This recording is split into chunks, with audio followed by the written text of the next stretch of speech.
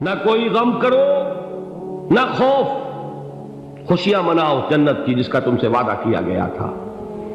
اللہ کی ربوبیت پر اطمینان جب انسان کو ہو جاتا، میرا رب اللہ ہے، ربی اللہ، انسان کے لیے نہ کوئی کھٹکا، نہ کوئی خطرہ، نہ کوئی خوف، نہ کوئی حزن۔ جو کچھ ہو رہا ہے کس کے اذن سے ہو رہا ہے؟ اللہ کے اذن سے۔ اللہ کے اذن کے بغیر پتہ تک نہیں ہلتا۔ یہ کوئی اندھا بہرا مادہ نہیں ہے جس سے مجھے کوئی خوف ہو۔ اندھا بھینسا چلا آ رہا ہو اس سے تو ڈرنے کا ہر انسان کو ڈرنا چاہیے، نہ معلوم کس کو ٹکر مار دے۔ لیکن نہیں، اس کائنات کو چلانے والا ایک سمیع و بصیر خدا ہے۔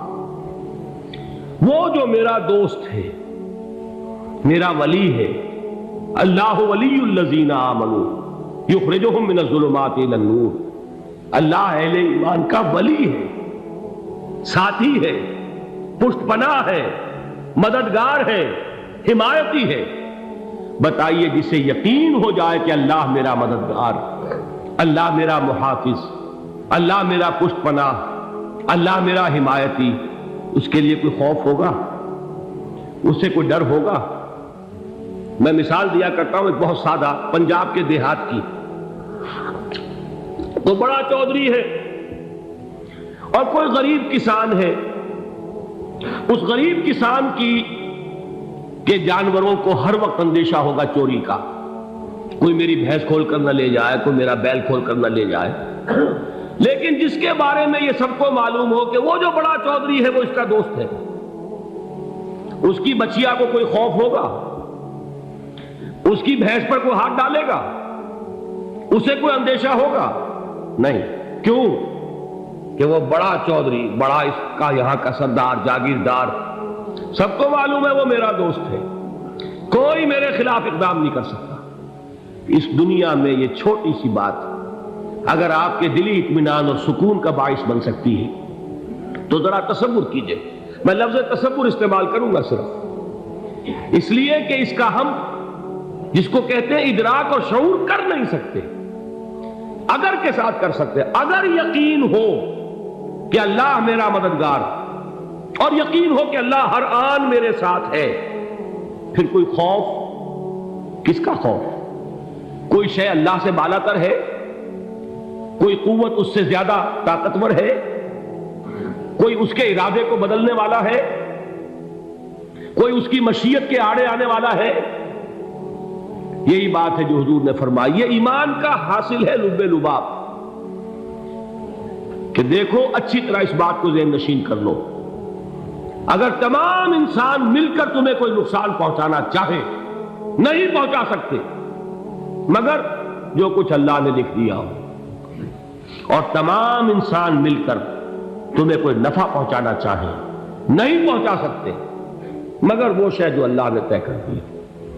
آپ پھر میں کہوں گا ذرا طاری کیجئے، اسے فرض کیجئے، اسے سوچئے۔ اگر اس حدیث پر ہمارا دل ٹھکا ہوا ہو تو کسی سے ڈر ہوگا؟ یہ مجھے نقصان نہ پہنچا دے، یہ میری رپورٹ خراب نہ کر دے، یہ میری انکریمنٹ نہ رکوا دے، یہ میرا یہ نہ بگاڑ دے، یہ میرے یہ نقصان نہ پہنچا دے۔ اس کا ڈر، اس کا ڈر، اس کا خوف، اس کی خوشامد، اس کے لیے جا کر طرح طرح سے اپنی عزت نفس کو ذلیل کروانا اس کے سامنے، یہ سب کچھ کیوں کرتا ہے انسان؟ جب سمجھتا ہے کہ اس کے ہاتھ میں میرا کوئی نفع ہے، اس کے ہاتھ میں میرے لیے کوئی ضرر ہے، یہ مجھے کوئی غضب پہنچا سکتا ہے، یہ مجھے کوئی نقصان پہنچا سکتا ہے، یہ میرا کوئی کام بنا سکتا ہے، یہ میری کوئی ضرورت پوری کر سکتا ہے، اسی کا نام شرک ہے۔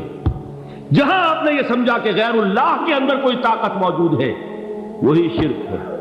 بتوں سے تجھ کو امیدیں، خدا سے نو امیدی، مجھے بتا تو صحیح اور کافری کیا ہے؟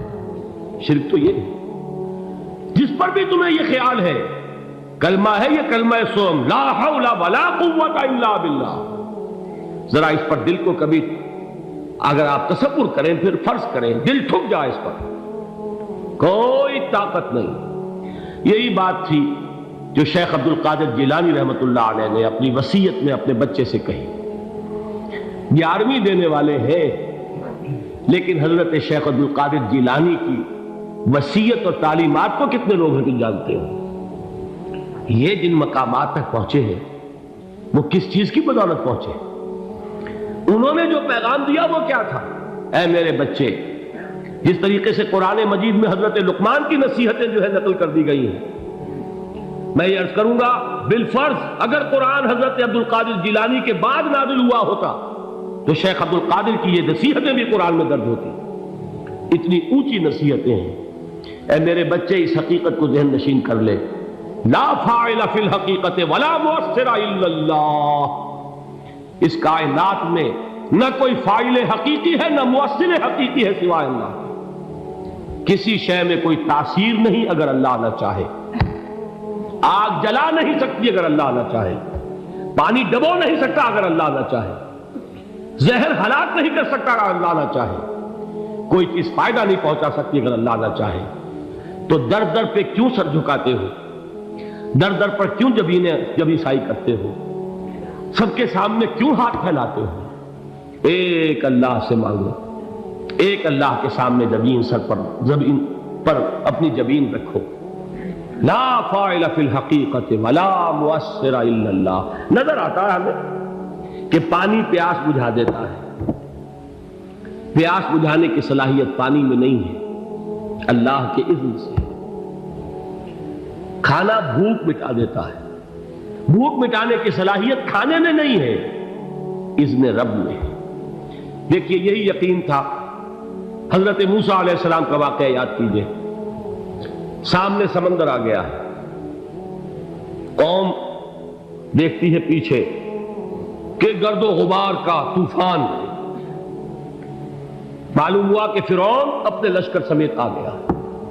لشکر جب چلتا تھا تیز رفتاری کے ساتھ تو گرد و غبار کا جو طوفان اٹھتا تھا اس کا تصور کیجیے، اور لمحہ بلمحہ وہ قریب آ رہا ہے۔ پوری قوم نے کیا کہا؟ اے موسیٰ انا لمدرکون، اے موسیٰ ہم کو پکڑے گئے۔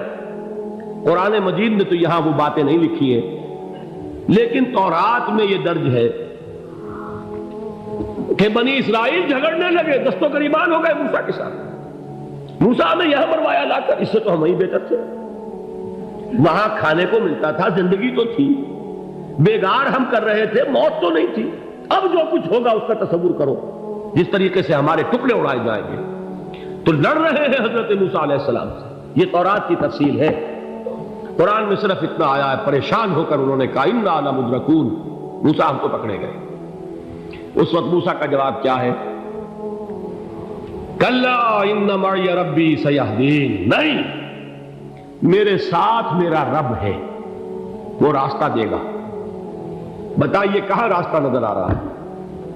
یہ ہے ایمان بالغیب۔ راستہ نظر نہ آئے تب اللہ پر یقین ایمان ہے۔ جیب میں پیسے ہوں اور تب دل کو اطمینان ہے تو ایمان کس پر ہوا؟ پیسے پر، اللہ پر نہیں۔ جب وسائل و ذرائع نہ ہو اور پھر یقین ہو کہ اللہ مسبب الاسباب ہے، وہ اسباب کا پابند نہیں ہے، وہ اسباب کا محتاج نہیں ہے، اسباب اس کے محتاج ہے۔ اگر یہ یقین ہے تو اللہ پر ایمان ہے، یہ نہیں ہے تو تمہارا ایمان اسباب پر ہے، وسائل پر ہے، ذرائع پر ہے، مادیات پر ہے، اللہ پر نہیں۔ اس وقت کہاں راستہ تھا؟ کوئی راستہ تھا؟ سمندر ہے اور ادھر سے لشکر آ گیا ہے۔ کلا ان معی ربی سیہدین۔ اب دیکھیے ایمان کہہ دینا آسان ہے، ہوا معکم اینما کنتم، جہاں کہیں بھی تم ہوتے ہو اللہ تمہارے ساتھ ہوتا ہے، لیکن اس کا یقین قائم ہو جائے تو زمین و آسمان کا فرق واقع ہو جائے۔ یہی بات ہوئی حضور کے ساتھ۔ غار ہے، چھپے ہوئے ہیں محمد رسول اللہ اور آپ کے وہ یار غار ابو بکر صدیق رضی اللہ تعالی عنہ۔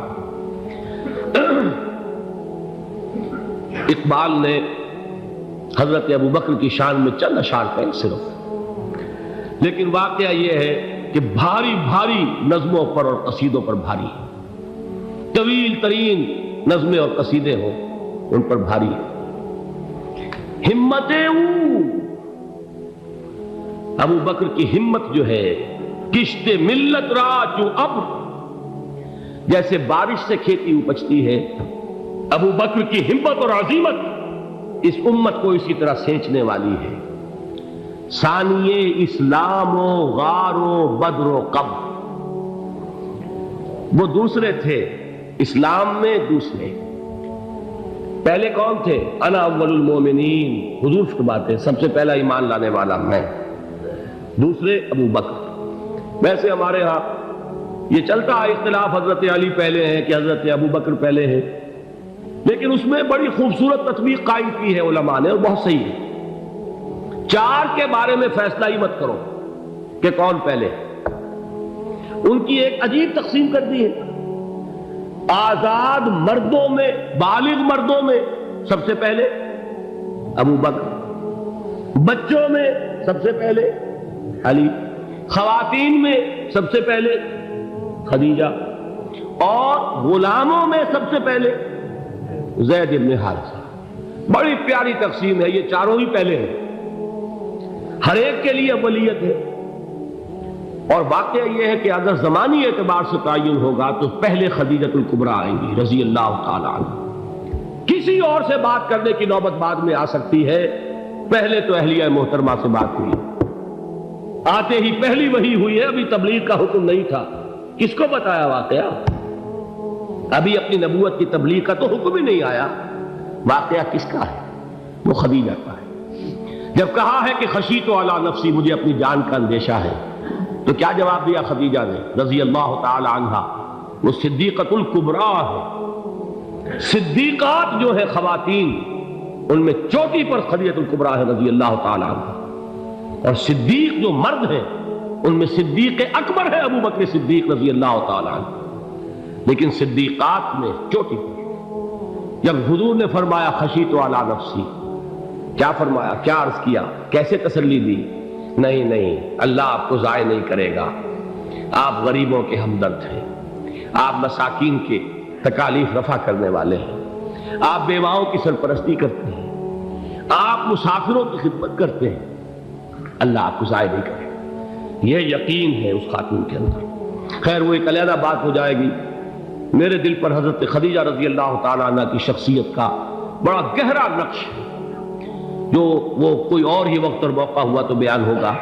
بہرحال اقبال نے ایک مصرے میں جو چار اولیتیں جمع کر دی ہیں، ہمتیں او کشت امت را چو ابر، ثانی اسلام و غار و بدر و قبر۔ اسلام میں حضور کے بعد پہلے کون؟ ابو بکر۔ غار میں حضور کے ساتھ کون؟ ابو بکر۔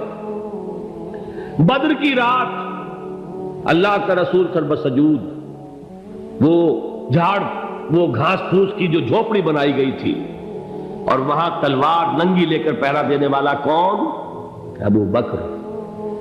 اور اس حجرہ عائشہ میں محمد کے بعد سب سے پہلے دفن ہونے والا کون؟ ابو بکر رضی اللہ تعالی عنہ وصلی اللہ علیہ وسلم۔ وہ جو معاملہ میں سنا رہا تھا غار ثور کا، حضرت ابو بکر بھی حضور کے خیال سے لرز گئے ہیں۔ آپ کو یاد ہوگا کہ جا کر پہلے تمام جتنے سوراخ تھے انہیں بند کیا ہے، ایک سوراخ رہ گیا تھا جس کو بند کرنے کے لیے کوئی کپڑا نہیں تھا، وہاں اپنی ایڑی رکھی ہے، تب کہا ہے حضور سے تشریف لائیے، اور اپنے زانو پر حضور کو لٹایا ہے، اور وہاں کسی موذی جانور نے کاٹا ہے، حضور کی آنکھ لگ گئی تھی، اس وقت اس بل کے اندر جو بھی بچھو ہے کیا ہے واللہ عالم، اس نے کاٹا ہے، اس کی تکلیف کی وجہ سے ابو بکر کی آنکھوں سے آنسو ٹپک گئے، حضور کے چہرے مبارک پر پڑے ہیں، تو حضور جاگے ہیں، معاملہ کیا ہے؟ ایڑی نہیں ہٹائی وہاں سے، مبادا وہ جانور وہاں سے نکل کر محمد الرسول اللہ کو کوئی گزن پہنچا دے، ابو بکر کی ایڑی ہے، جس طرح چاہے کھا لے، ختم کر دے، جان نکل جائے تب کوئی آنچ آئے، محمد پر تو آئے، لیکن جیتے جی نہیں۔ وہ ہے ابو بکر۔ حضور کے خیال سے اس وقت حضور نے پھر اپنا لعاب دہن لگایا ہے، اور اس سے پھر آپ کی تکلیف ختم ہوئی۔ جیسے خیبر میں حضرت علی کی آنکھ دکھ رہی تھی، اس کو جو شفا حاصل ہوئی ہے وہ بھی حضور کے لعاب دہن سے ہوئی۔ تو بہرحال اس وقت انہوں نے کہا ہے کہ اے نبی یا رسول اللہ، اگر اس وقت ان میں سے کسی نے غیر ارادی طور پر بھی اپنے قدموں کی طرف جھانک لیا تو پکڑے جائیں گے، کیا جواب تھا اللہ کے رسول کا؟ لا تحزن ان اللہ معنا، اللہ ہمارے ساتھ ہے، کیوں گھبراتے ہو ابو بکر؟ یہ ہے ایمان باللہ، میرا مالک اللہ، میرا رازق اللہ، میرا محافظ اللہ، میرا مددگار اللہ، میرا پشت پناہ اللہ، میرا دوست